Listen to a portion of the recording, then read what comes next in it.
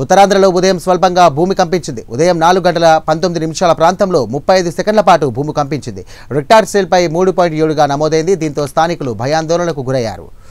విశాఖతో పాటు మన్యం జిల్లా పార్వతీపురంలో కూడా భూ ప్రకంపనలు వచ్చినట్టుగా అధికారులు ధృవీకరించారు.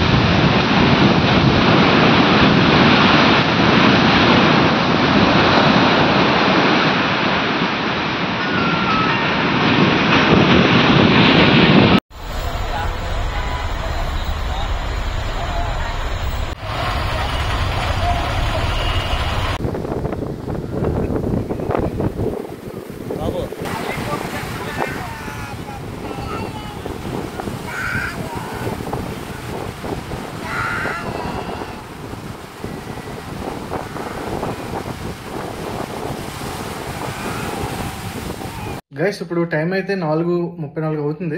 జస్ట్ ఒక 10-15 మినిట్స్ బిఫోర్ 4:20-25 సమీపంలో ఎర్త్క్వేక్ అయితే వచ్చింది. మొత్తం సౌండ్తో పాటు బాగా అదిరింది. జస్ట్ ఒక 2-3 సెకండ్స్ 5 సెకండ్స్ అలాగా అదిరింది. నేను ఒక్కనే ఫేస్ చేశాను అనుకున్నాను. సో మన వైజాగ్ మొత్తం చాలా మందికి ఇదైతే ఫేస్ చేశారు.